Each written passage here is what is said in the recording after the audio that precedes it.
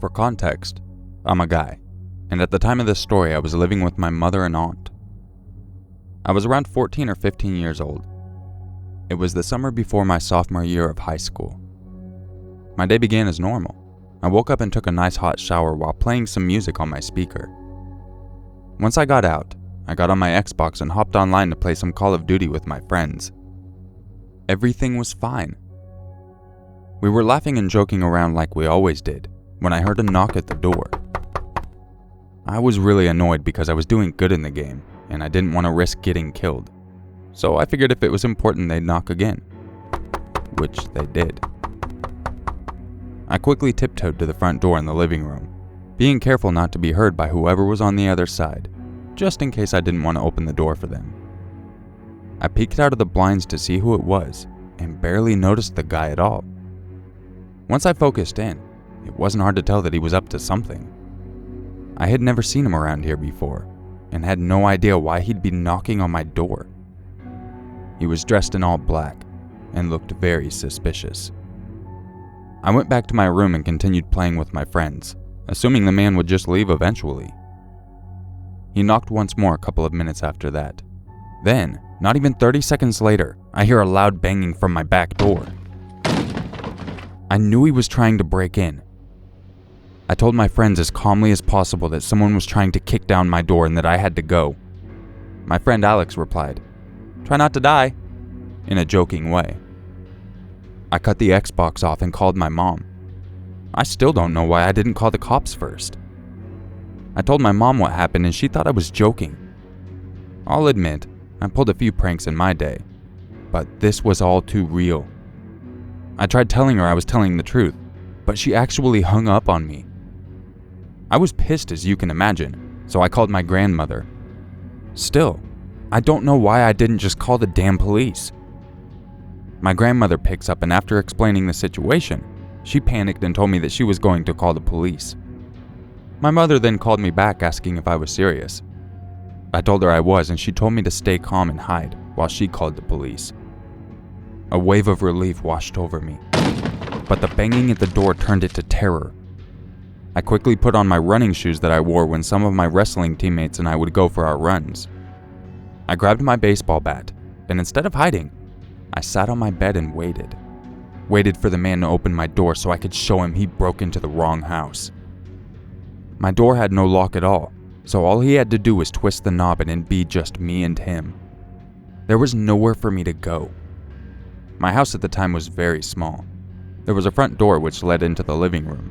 You could continue walking straight through the living room and into the kitchen, which led into an extremely small closet space where we managed to fit our washer and dryer. Then there was a hallway that led to my room, the bathroom which is directly across, and then my mom and aunt's rooms. I sat there on my bed listening to the banging. Then it stopped, and I could hear footsteps. I almost threw up. The thought of that man actually being inside my house with me was terrifying.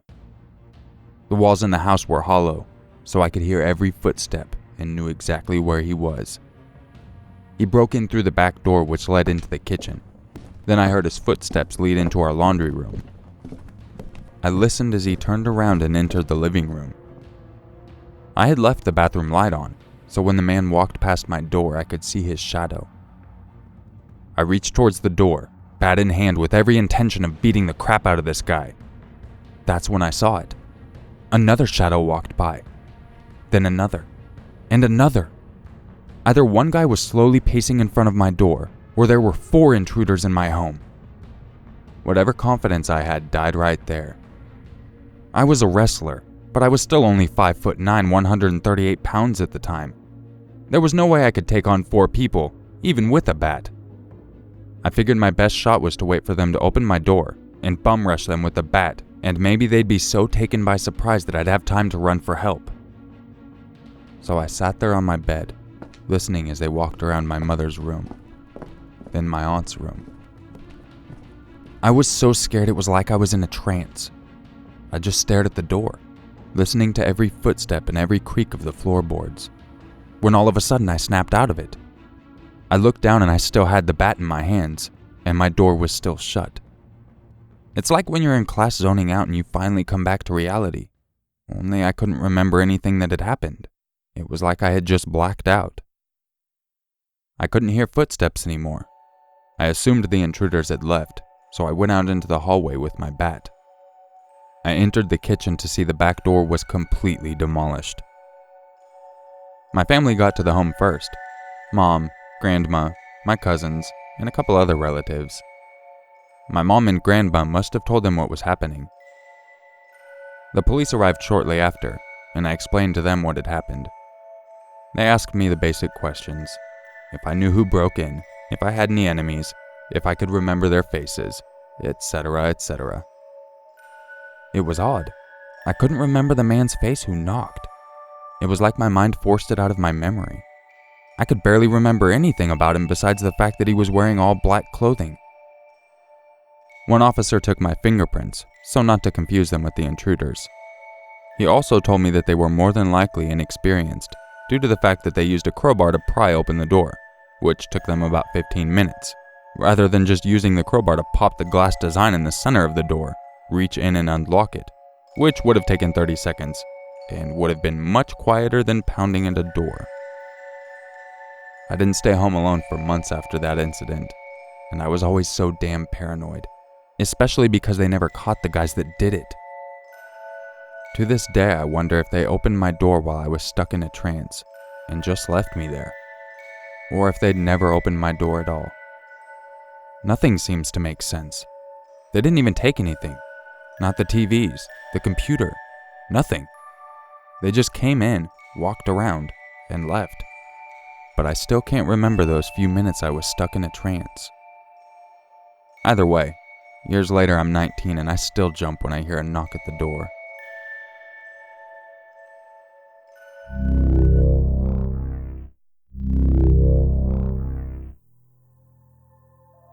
Murder on Saxtown Road. The Haunted History of the Millstadt Axe Murders. From the book Bloody Illinois by Troy Taylor. Used by permission with MarlarHouse.com. The small town of Millstadt is located just a few miles from Belleville, a long-established and prosperous town that's located across the Mississippi River from St. Louis. Millstadt has always been known as a quiet community. It was settled long ago by German immigrants who came to America to work hard, be industrious, and keep to themselves. It was a place where nothing bad could ever really happen. Or at least that's what the residents there in the latter part of the 19th century believed. However, the murders that occurred on Saxtown Road forever shattered that illusion. When a local German family was brutally slaughtered in 1874, it created a dark, unsolved mystery and a haunting that continues today.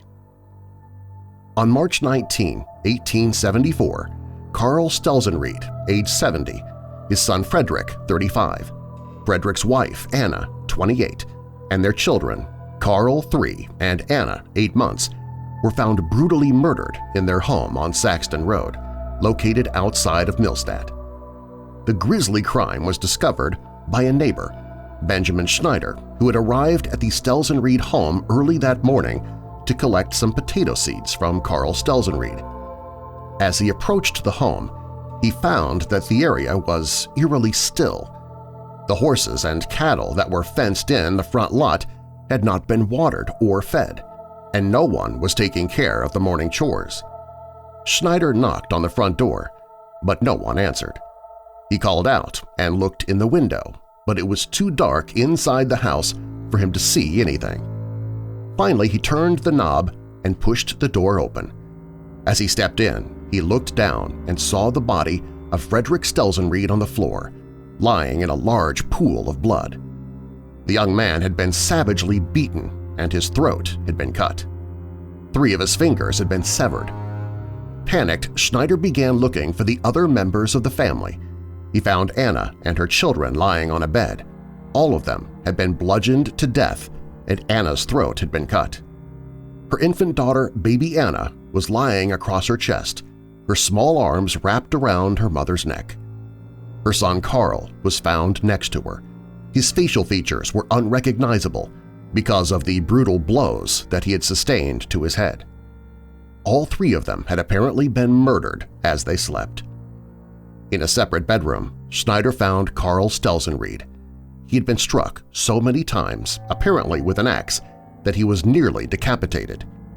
His body was sprawled on the blood-stained floor, and it was later surmised that he had been roused from his bed by noises in the house and been struck down as he attempted to come to the aid of his family. As Schneider looked frantically around, he realized that blood was on the floor, had sprayed wildly onto the walls, and even stained the ceiling of the house. He saw chips and indentions in the plaster that were later determined to have been made by a mattox, a combination tool with the head of an axe and a large blade resembling a garden hoe. The only survivor of the carnage was the family dog, Monk. He was found lying on the floor next to Anna's bed, keeping watch over the bodies of the mother and her children. Monk was known to be very protective of the family and downright vicious toward strangers. This fact would lead investigators to believe that the killer or killers was someone known to the family. They also believed that the killer entered the house through a rear door, killing Anna and the children first. Carl was killed when he heard the struggles in the bedroom, and Frederick was killed last. He'd been sleeping on a lounge near the front of the house and had been murdered after a hand-to-hand struggle with the murderer. Schneider quickly left and summoned help. The authorities called to nearby Belleville for assistance, and several sheriff's deputies and detectives answered the call. Soon after arriving, Deputy Sheriff Hughes discovered footsteps leading away from the house. As they were examined, it was noted that the prints had been made by boots that were cobbled with heavy nails, making them very distinctive. Hughes also found indentions in the ground that looked as though they'd been made by someone dragging a heavy axe. He followed the tracks for about a mile, and at the end of the trail, he found a pouch of partially chewed tobacco that was covered with blood. He deduced that the killer had been wounded during his attack on the family and had attempted to stem the bleeding with chewing tobacco, a popular folk remedy that was believed to draw the infection from a cut. The footprints and the bloody tobacco pouch led the police to the home of Frederick Boltz, the brother-in-law of Frederick Stelzenried. Boltz was married to Anna Stelzenried's sister, and there had been a dispute between Boltz and Frederick Stelzenried because $200 that Boltz had borrowed had never been repaid. The two had quarreled over the debt several times. Boltz was friends with an itinerant farm worker named John Afghan, who had once worked for the Stelzenried family and who also harbored a grudge against Frederick. Afghan was a large and powerful man who made his living as a grubber, a backbreaking occupation that involved clearing trees and rocks from farm lots. He was considered an expert with an axe, as well as other hand tools, and was feared by many because of his quick temper. He also possessed another characteristic that was of interest to the investigators. He had a full head of light red hair. Carl Stelzenried had died, clutching a handful of hair that was exactly the same color. The bodies of the Stelzenried family were prepared for burial by ladies from the Zion United Church of Christ in Millstadt. This gruesome task was carried out in the Stelzenried barn, which still stands on the property today. The corpses were in such horrific condition that a number of the women became sick while washing them and had to be relieved. The killer had savaged the bodies so badly with his axe that the adults were nearly decapitated and the children were bloodied and pummeled beyond recognition. It was brutality like nothing these small-town folks had ever seen before.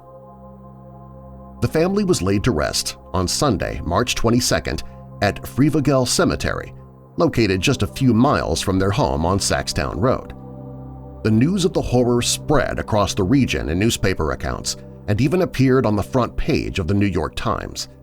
The terror and curiosity that gripped the area brought more than 1,000 people to the Stelzenried's funeral service. Immediately after the burial, Deputy Hughes arrested Frederick Boltz and John Afghan on suspicion of murder. Boltz initially resisted arrest, but then demanded to be provided with a Bible while locked away in the Belleville City Jail. Afkin, on the other hand, was said to have displayed an uncanny lack of emotion. He accompanied the officers to jail and remained silent while in custody. During the coroner's inquest that followed the arrest, Bolts refused to face the jury, and when shown photographs of the victims' bodies, he refused to look at them. The two men were brought before a grand jury in April 1874, but the jury was unable to indict them. They believed there was insufficient evidence to connect them to the murders. Both suspects were released a week later. Although the authorities had been unable to indict their main suspects in the case, the investigation into the two men's activities and motives did not come to an end. Investigators believed more strongly than ever that Bolts was somehow involved in the murders, and they based this on the fact that the cash and valuables inside of the Stelzen Reed house had been undisturbed. They believed there was a motive that was darker than mere robbery for the crime, and that Bolts was definitely involved. Just a few days before he was killed, on March 16, Frederick Stelzen Reed confided to some friends and neighbors that he had just received a substantial inheritance from relatives in Germany. He was at an auction at the time he broke the news, and he was seen carrying a large willow basket that was covered with an oilcloth. Rumor had it that the basket contained the inheritance, which Frederick had collected at the bank just before attending the auction. The Stelzen Reed estate was reportedly worth several $1,000s at the time of the murder. Investigators surmised that the wholesale slaughter of the family might have been an attempt to wipe out all of the immediate heirs to the estate. They believed that Frederick Bolts, motivated by his dislike for Frederick Stelzen Reed and his belief that he would inherit the money because of his marriage to Anna's sister, had hired John Afkin to commit the murders. It was a viable theory to explain the massacre, but the police were never able to make it stick. Bolts later brought suit against the Stelzen Reed estate in an effort to collect whatever money he could. He was eventually awarded $400, and soon after, he and his family moved away from the area and vanished into history. John Afkin remained in the Millstadt area, and legend has it that he was often seen carrying a gold pocket watch. When asked where he had gotten such an impressive timepiece, because it seemed much nicer than anything he could afford, Afkin would only smile. Some whispered that the pocket watch looked exactly like one that Carl Stelzen Reed once owned. The Stelzen Reed home was torn down in August 1954. According to a report that appeared in the Millstadt Enterprise newspaper at the time, the owners of the property, Leslie Gines and his family, were glad to tuck the tail out of the way with whatever ghosts are there. The owners found it easy to get rid of the cursed old house, but the ghosts that lingered there were not so easily dismissed. A more recent owner of the property and a house that stands at the site was Randy Eckert. In 2004, he told a reporter from the St. Louis Post-Dispatch that he believed the land where the murders took place was haunted. His first experience occurred one morning when he and his wife were awakened by strange noises. They both heard the sounds of doors opening and closing in the house, although nothing was disturbed. They weren't the only ones to hear something. The family dog, which had been sleeping at the foot of the bed, was also awakened by the mysterious sounds and was terrified and shaking.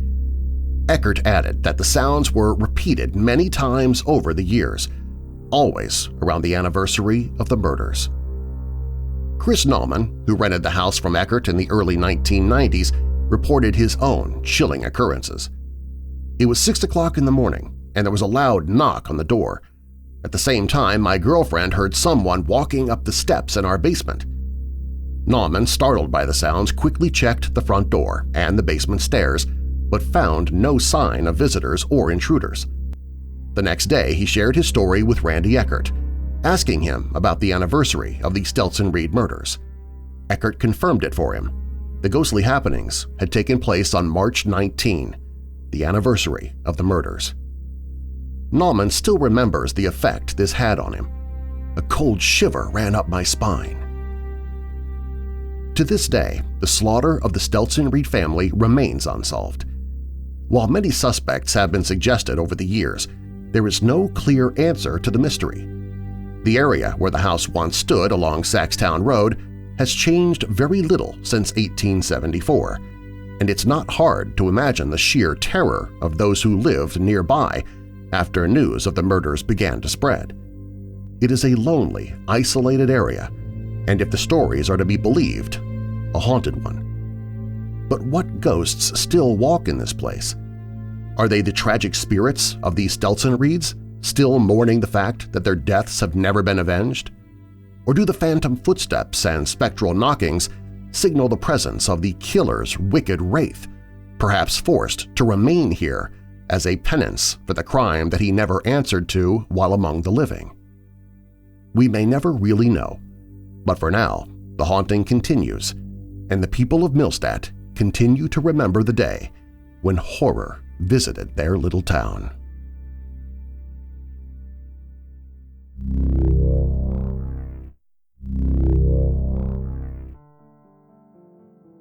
My husband, son, and I moved into government housing 7 years ago after being on the list for 10 miserable years. We love our house. Since we moved in, though, we've had someone messing with us. The first thing that happened was our power kept being turned off, a couple of times a night for a few months. Then I had 2 distinctive pieces of clothing go missing. I'm a goth. Pretty much my whole wardrobe is black. One of these items was a little gray and black striped t-shirt in an unusual shape, and the other, much harder to lose in an all-black wardrobe, was a hand-embroidered raspberry red dress. 2 years they were gone. We came home one day and they were laid out on our bed. In the meantime, a lot of strange stuff happened. Someone took to eating KFC amongst some potted plants in our backyard. We'd find the remnants. Someone took to leaving goth women's clothing around our washing line. The first time it had been very windy, and we thought maybe it had blown in from our neighbors. No. My underwear started vanishing from the washing line. Stuff would get moved around in our house. Things would go missing and reappear in super obvious high-traffic areas they could not have possibly been. In one case, placed smack dab in the middle of the table that had been cleaned off entirely before we left home. Scariest was they seemed to be focused on my medication. I have severe hypertension. I can't miss my meds. My meds would get taken and reappear in bizarre places they couldn't have gotten to naturally. This went on for 4 years. We would have changed the locks, but we were led to believe that this would have been a breach of our tenancy. This wasn't true, but we didn't find out till much later. Finally, we came home one day and found a bloody handprint on our bathroom wall. That was it. I was planning to call the next day and ask if the landlord would change the locks. However, the next day, without prompting, they rang us and said that they were changing the locks that week. We had not mentioned any of the problems to them ever. Things settled for nearly a year, and then it started up again. Quietly at first. Just stuff moved around again. We started putting stuff up against access points at night, and it stopped as long as we remembered. If we slacked off, it would happen again. 6 months ago, weird shit started happening outside. One night someone knocked on our door. I went to answer it, and no one was there. I thought nothing of it, sat down with my back to the wall nearest to the front door. On the wall right behind me, and then all along the wall like someone was hitting it as they ran away. But I wasn't quick enough to catch them. A week or two later, I was turning off the TV when I heard a man cough outside. It couldn't have been more than 3 feet from me, and we are set back from the road.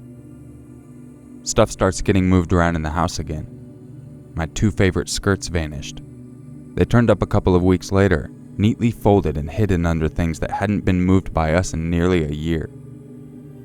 The day before they reappeared, I went to use my phone and it autofilled an address that I had never ever used, let alone typed. It turned out to be a computer repair place 1,000 kilometers away. The phone had never autofilled any address except for mine before. There has been a slow but persistent increase in activity. In May, I was sitting up late at night, and I heard what I thought was a man singing sad folk music from the direction of my husband's in my bedroom. I kind of recognized the tune, but not quite.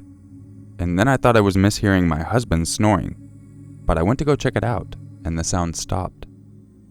I thought it was just one of those things. The next day we found out the hot water system was turned off overnight.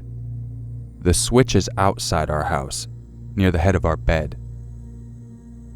Last week my son and I were talking about the fact there was clearly a pattern.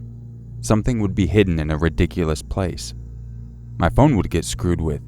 Usually I would open it and find some strange internet page open. 3 days ago our son's shoes vanished.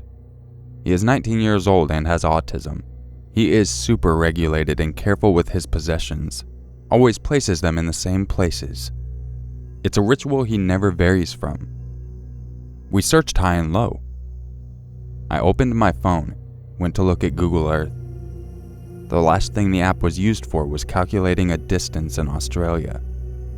The app was open to a remote location in Turkey. I keep a jar of crystallized ginger to deal with nausea.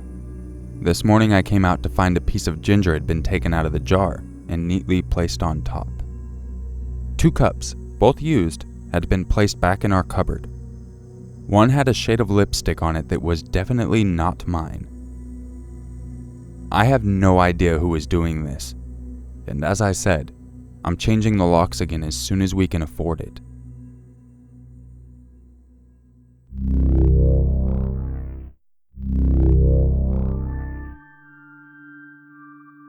This happened back while I was in college a couple years ago.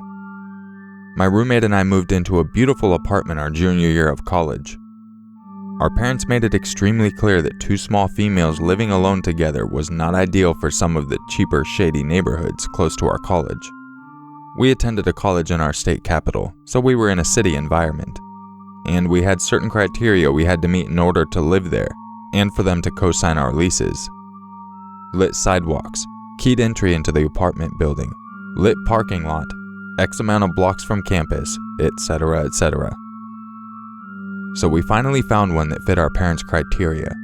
Our apartment building had a keyed entry for both the front of the building and the back gate that led to the fire escape. Our apartment was an end unit that led to the fire escape, so there were 2 deadbolt locks on it. We loved our apartment. We felt safe. We had fun, truly living the college experience.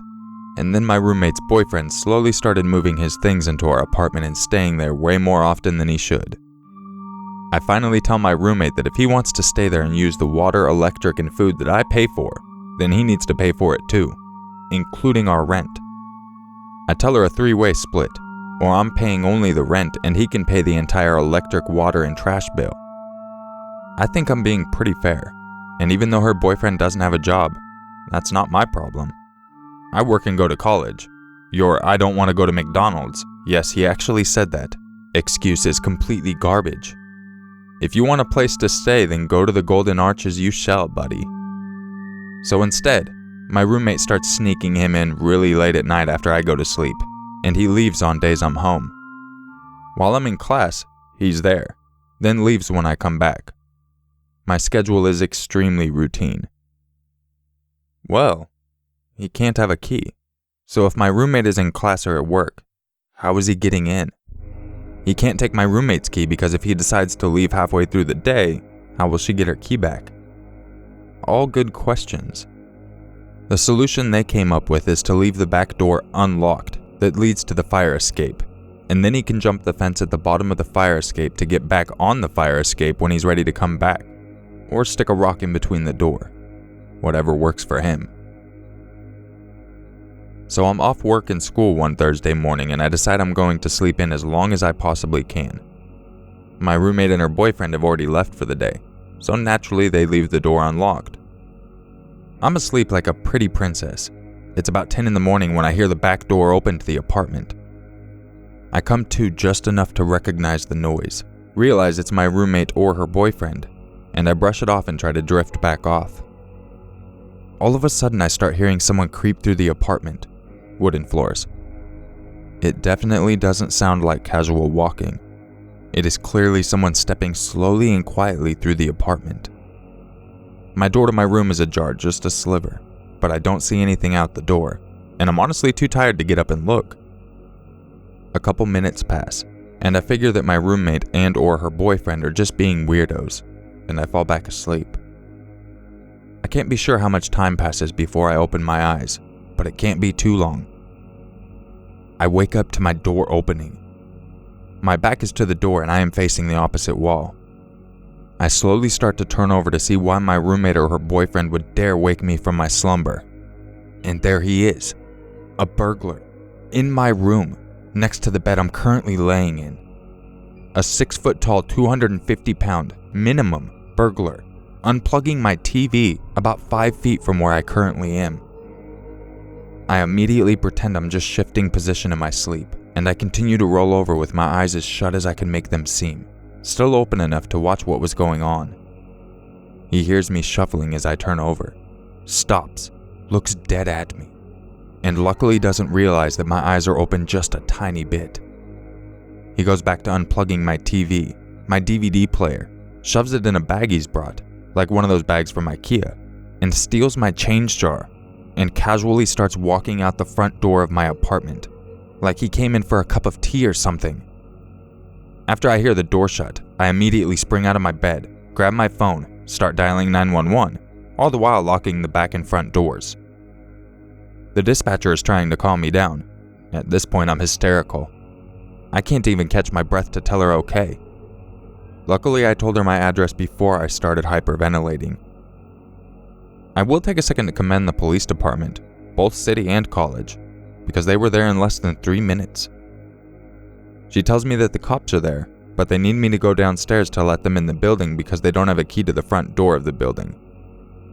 I am so afraid to open the door to my apartment and even look down the hallway. I'm about to walk to the front door and extend my arm to the handle when I hear, "Ma'am, it's the police."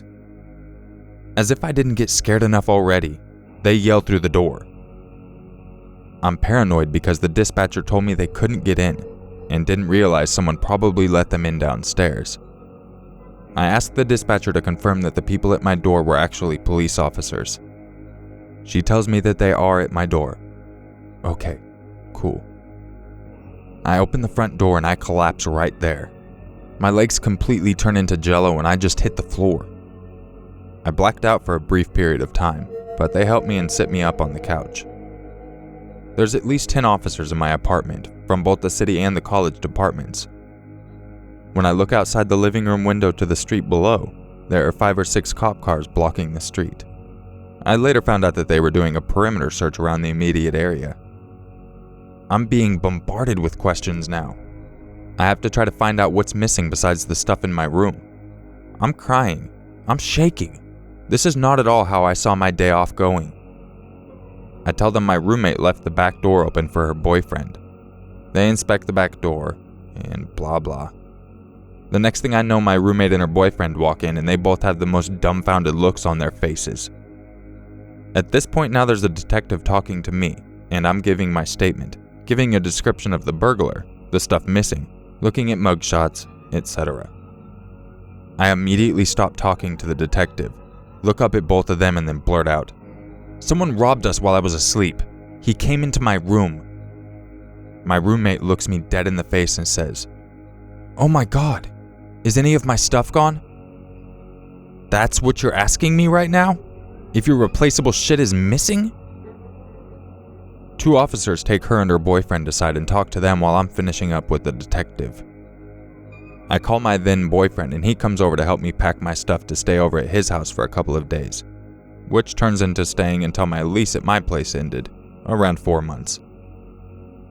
After failing to recognize any suspects in a lineup, the cops slowly start leaving. After they all leave, I call my parents to tell them what happened, gather my things and head over to my boyfriend's house. My roommate and her boyfriend never once apologized, not for leaving the door unlocked, but just a general, "I'm sorry this happened to you," type of apology. They never asked me if I was okay, if I wanted to talk. Nothing. The day my lease ended was the best day of that entire year. I couldn't wait to get away from my roommate, her boyfriend, and that apartment. They never found the guy who robbed me that day. I didn't even care about the materialistic things. He robbed me of my safety and security, and it took a good amount of counseling to get that back. I'm also thankful that he didn't try to attack me that morning. My friendship with my roommate was tarnished. I haven't spoken to her since. To this day, I don't sleep with my back to the door, and I always have a knife under my mattress.